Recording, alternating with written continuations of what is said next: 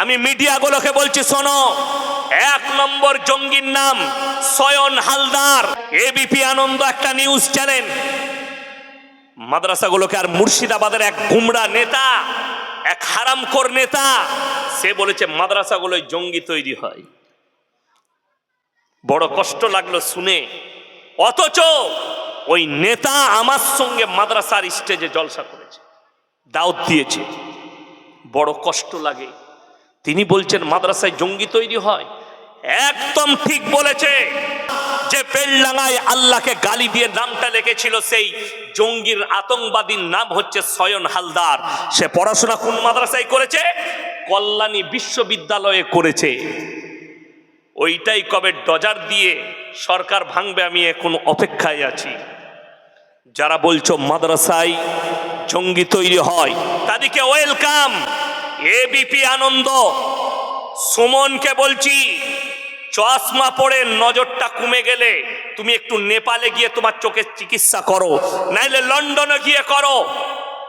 আর যদি মনে হয় তোমার চোখ ঠিক আছে, তোমাকে ওয়েলকাম জানালাম। হয় বেতবেড়িয়া মাদ্রাসায় এসো, নাইলে কোসবাগে এসো, তা না হলে জালিলিয়া সুরুলিয়ায় যাও, তা না হলে করজকিরামে এসো, তা না হলে পুরসায় এসো, আমার মাদ্রাসায় এসো। পশ্চিম বাংলার যে মাদ্রাসায় যাবে তোমাকে ওয়েলকাম জানালাম। একটা যদি প্রুফ বার করতে পারো আতঙ্কবাদী তৈরি, ইনশাল্লাহ আমি ইয়াসিন আর সমাজের বুকে জীবনে বক্তব্য দেব না। যদি বলেন আমি প্রুফ দিচ্ছি। এই বেতবেড়িয়া মাদ্রাসায় বসে আছেন আপনারা, একজন ব্যক্তি উঠে যান, যতগুলো বাথরুম আছে এই বাথরুমগুলো থেকে একটা খালি সেক্সের ট্যাবলেটের পাতা বার করে নিয়ে আসুন, একটা নিরোধ বার করে দেখিয়ে দেন, একটা মদের বোতল বার করে দেখিয়ে দেন। শুনে নাও, আতঙ্কবাদী তৈরি কারখানা যাদবপুর বিশ্ববিদ্যালয়ের হোস্টেলে news 18 Bangla, ABP news, Republic এরা খবর সম্প্রচার করেছে। যাদবপুর বিশ্ববিদ্যালয়ের হোস্টেলের বাথরুম থেকে সেক্সের ট্যাবলেটের পাতা পাওয়া গেছে, নিরোধ পাওয়া গেছে, মদের বোতল পাওয়া গেছে। আমি বলছি বিচার আপনারা করুন। মাদ্রাসায় জঙ্গি তৈরি হয় না কলেজ ইউনিভার্সিটিতে হয়? সেদিনে দেখলাম 4টা, আজকে মোবাইলে দেখছিলাম আস্তে আস্তে, 4টা মূর্খ ছেলে, মানে চাষিবাসী ছেলে, পয়সা নাই, তাদের শয়তানে ধরেছে। তারা মনে করছে চল আমরা এটিএম চুরি করব। গেছে চুরি করতে। কি করেছে?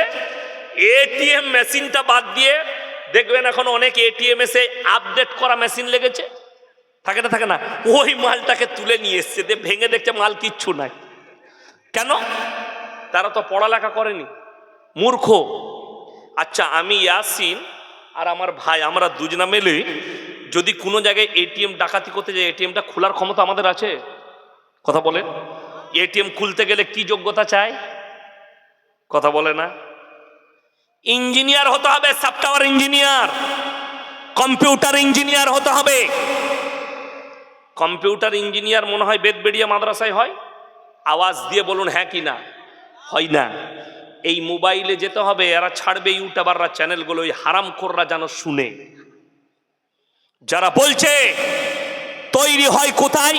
কলেজ আর বিশ্ববিদ্যালয় ইউনিভার্সিটিতে তৈরি হয়। উড়িষ্যার স্বাস্থ্যমন্ত্রীকে তার বডিগার্ড এসআই গুলি করে হত্যা করেছিল 1 বছর আগে, মোবাইল খুলে দেখলেন। সেই আতঙ্কবাদীটা কোথায়, কোন মাদ্রাসায় পড়াশোনা করেছে, আমি এই হারামখোর মিডিয়াদের কাছ থেকে জানতে চাই। বড় দুঃখ লাগে। বাংলাদেশ আর ভারতে, এই ভারতবর্ষে যতগুলো দাঙ্গা হয়েছে, যতগুলো ফাসাদ হচ্ছে, যতগুলো হিন্দু মুসলিমের মধ্যে বিদ্বেষ ছড়াচ্ছে, তার নাম্বার 1 রিপাবলিক টিভি এর দায়িত্ব। তার কাজ হচ্ছে হিন্দু মুসলিমের মধ্যে বিভেদ লাগায়। নাম্বার 2 এবিপি আনন্দ।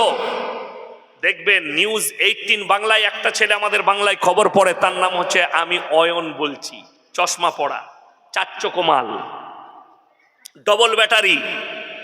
অয়নকে বলছি, তুমি এত বড় লিলজ্জা ছেঁচড়, শোনো, তোমার ছেঁচড়ামি মানুষ বুঝে গেছে। বাংলার মানুষকে বলছি, শোনো, 2টো ছেলে 2 সপ্তাহ আগে সুতি থানায় রেল লাইনের ওপরে বোম রাখতে গিয়ে ধরা পড়েছে, 2টোই দাসদের ছেলে। হারামখোর বলছে দুজন বোম রাখতে গিয়ে ধরা পড়েছে হারামখোর, তাদের নামগুলো লিখছে না ভয়ে। লোকরা জেনে যাবে যে এই দুটো জঙ্গি কোন মাদ্রাসা। আমি জিজ্ঞেস করতে চাই কোন মাদ্রাসায় পড়াশোনা করেছে? আরে দুঃখ লাগে শুনেলেন। অয়নকে বলছি, এবিপি আনন্দ সুমনকে বলছি, মুর্শিদাবাদের ওই নেতাকে বলছি, আমরা স্টেজে বয়ান করলে আমরা বলে দিই আমার মুসলমান সমাজকে আমার আল্লাহ রাব্বুল আলামিন মেসেজ দিয়েছেন রাসূলের মাধ্যম দিয়ে, হে আমার নবী বলে দাও, ওয়ালা তাসুব্বুল্লাযীনা ইয়াদউনা মিন দুনিল্লাহি ফায়াসুব্বুল্লাহা আদওয়াম বিগাইরি ইলম। যারা আল্লাহ ব্যতীত অপরের উপাসনা করে তাদের দেবদেবীকে, তার ধর্মকে তোমরা গালি দিও না। অজ্ঞাত অবস্থায় তোমার আল্লাহকে গালি দেবে। আমি চ্যালেঞ্জ ছুড়ে বললাম, এই মিডিয়াগুলোকে চ্যালেঞ্জ দিচ্ছি, ভারতবর্ষে একটা দেখিয়ে দাও কোন মুসলিম যুবকরা তারা র্যালি বার করেছে, র্যালি বার করে গিয়ে কোন মন্দিরের মাথায় চেপে ইসলামের ঝান্ডা টাঙ্গিয়েছে।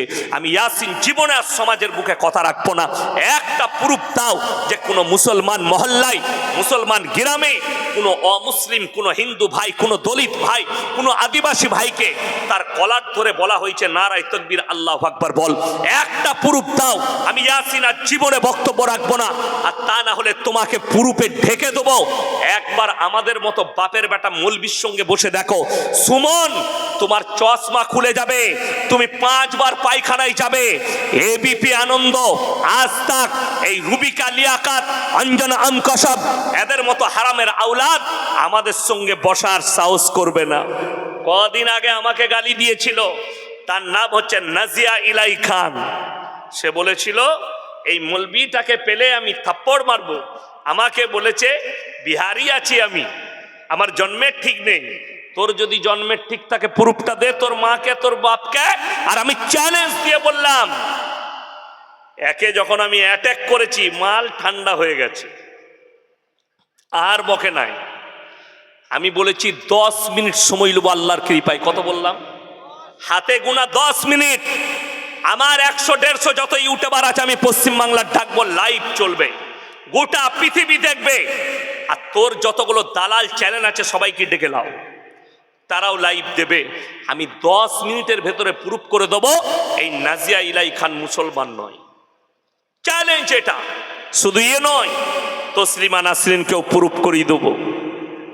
আর একটা খুব বড়বড় করছে, লাপাচ্ছে, তার নাম সুবুই খান। এই মেয়েটা হিন্দি চ্যানেলে আসে, বড় খারাপ খারাপ কথা বলছে।